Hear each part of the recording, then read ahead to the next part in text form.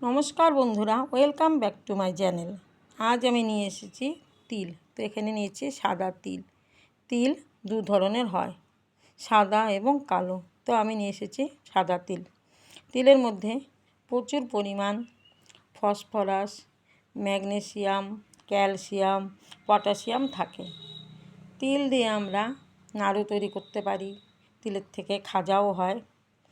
তিলে প্রচুর পরিমাণ ক্যালসিয়াম থাকে, কারণ আমাদের শরীরে ক্যালসিয়ামের অভাব হলে তাহলে হাড় ক্ষয় হতে থাকে। তো হাড় ক্ষয় প্রতিরোধ করতে প্রতিদিন এই তিল খাওয়া উচিত। তাছাড়া অস্টিওপোরোসিস, অস্টিওআর্থ্রাইটিসের মতো আমাদের কঠিন রোগ হয় ক্যালসিয়ামের অভাবে, এবং তিলের মধ্যে প্রচুর পরিমাণ ক্যালসিয়াম থাকে। তাই আমরা এই তিল খেতে পারি। তো তিলের মধ্যে খনিজ থাকে, মিনারেল থাকে, আর তিল রোগ প্রতিরোধ ক্ষমতা বাড়ায়। যাদের সুগার আছে তারাও নিয়মিত তিল খেতে পারে, কারণ সুগার কম থাকে তিল খেলে।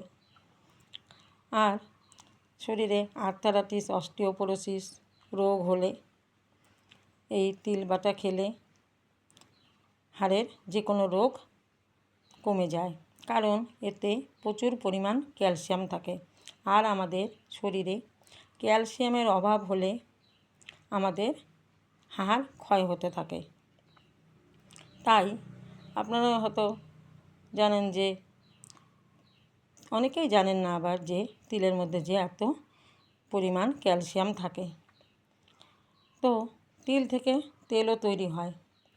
এই তেল যাদের দাঁত ব্যথা হয় তাহলে দাঁতের গোড়ায় লাগালেও ব্যথা কমে যায়, এবং ত্বকে যে একটা কালো ছোপ দাগ হয় সেই তিল তেল লাগালেও কিন্তু দাগ ছোপ কমে যায়।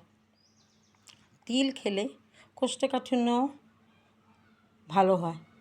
যাদের কোষ্ঠকাঠিন্য আছে তারা প্রতিদিন যদি 1 চামচ তিল বেটে খেয়ে দেখেন তাহলে অনেক উপকার পাবেন। তিল আমরা কীভাবে খাব? তো তিল কিছুক্ষণ ভিজিয়ে রেখে 1 চামচ এমনিও খেতে পারি, আবার ভেজানোর পরে সেটা বেটে পরিমাণ মতো ভাত দিয়ে সর্ষের তেল দিয়ে একটু আমরা খেতে পারি।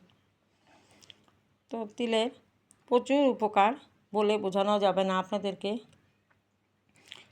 কারণ তিল খেলে যাদের সুগারও কম থাকে, এবং শরীরে নানা সমস্যায় তিল খুবও উপকারী।